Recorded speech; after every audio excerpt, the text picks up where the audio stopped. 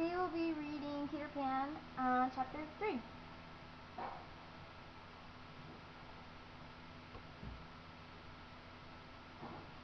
Chapter 3 is called Come Away, Come Away. A twinkling light darted into the nursery. It was a tiny fairy called Tinkerbell. Then the window blew open. Peter Pan dropped to the floor. "Tink," he whispered, "do you know where they've put my shadow?" "In the chest of drawers," she said. The fairy's language was like the tinkling of golden bells. Peter jumped at the drawers. He dug through the nicely folded things. He tossed them over his shoulder left and right. There was his shadow. He slammed the drawer and shut Tinkerbell inside. Peter was surprised. Why didn't his shadow jump right back to him? He tried to stick it on with a bar of soap, but that didn't work either. Peter flopped to the floor and cried. The sound of his crying woke Wendy. "Boy," he said politely, "why are you crying?" Peter sprang to his feet. "Who are you?" "I am Wendy, Maria, Angela, darling," he said. "I'm Peter Pan," said the boy. "I was crying because my shadow won't stick." "But I really wasn't crying." Wendy knew at once what to do. She took out her needle and thread. Then she sewed the shadow back on. "Oh, Wendy," crowed Peter, "one girl is really worth 20 boys." "Really, Peter?" Wendy was so pleased she offered to give him a kiss. Peter stuck out his hand. He clearly didn't know what a kiss was. Wendy did not want to hurt his feelings, so she gave him her thimble. "Now shall I give you a kiss, too?" he asked. "If you please," said Wendy. Peter dropped an acorn button into her hand. Wendy sighed. "I know what I'll do," he said. "I'll put your kiss on a chain, then I can wear it around my neck." That seemed to please Peter. "How old are you?" Wendy asked. Peter frowned. "I don't know," he said. He didn't like questions that he didn't know the answer to. "I ran away the day I was born." "Really?" said Wendy. "Why?"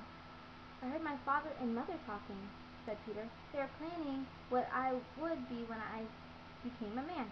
But I don't want to grow up. I want to be a boy and have fun forever, so I ran away to live with the fairies." "Oh, Peter!" cried Wendy. "Tell me about the fairies, would you please?" Peter smiled. He knew all about that. "Fairies began long ago," he said, "when the first baby laughed for the first time. Its laugh broke into 1,000 pieces. The pieces went all skipping about. Each piece became a fairy, and that is how fairies began. There should be one for every girl and boy," he said, "but sometimes a child says, 'I don't believe in fairies.' Each time one does, a fairy dies." An angry shake of bells came from the chest of drawers. "Why, I must have shut Tinkerbell up in that drawer," he said. He opened the drawer. The little fairy flew about the nursery. She was tinkling with fury. "She's lovely!" cried Wendy. "Tink," said Peter, "would you like to be Wendy's fairy?" Tinkerbell answered with an angry jingle. Peter shook his head. "She's not very polite," he told Wendy. "She says you are an ugly girl, and she says that she is my fairy, but she knows she can't be my fairy. After all, I am a gentleman, and she is a lady." Tink flew off in a huff. "Where do you live now?" Wendy asked. "With the lost boys," said Peter. "Children who fall out of their carriages and are forgotten. I am their captain." "What fun!" cried Wendy. "Yes," said Peter, "but we are very lonely. You see, we have no mothers. That's why I came to your window, to hear your mother tell stories." She was telling such a nice one. It was about a lady with a glass slipper. "Oh, Cinderella!" said Wendy. "She and the prince lived happily ever after." Peter leaped to the window. "I must tell the other boys how it ended." "Peter," Wendy cried, "I know lots of stories." Peter stopped on the sill. He had a greedy look in his eyes. He pulled Wendy toward the window. "Come away with me and tell the other boys too." Wendy was frightened. "Let me go, I can't fly." "Come away with me and I'll teach you," said Peter. "Wendy, there are mermaids there." "Really?" cried Wendy. Peter knew he almost had her. "You could tuck us in at night and mend our clothes. You could be our mother." That did it. Wendy ran to wake her brothers. "Peter Pan has come. He's going to teach us how to fly."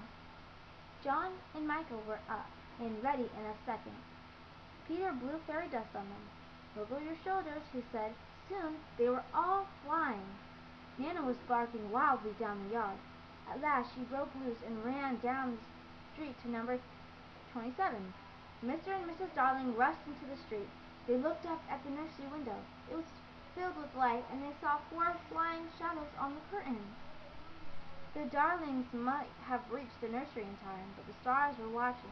A young one blew open the window. "Hurry, Peter!" he cried. Nana and the Darlings ran inside and up the stairs. They flung open the door to the nursery, but it was too late. The children were gone. That was the end of chapter 3. Thank you for listening.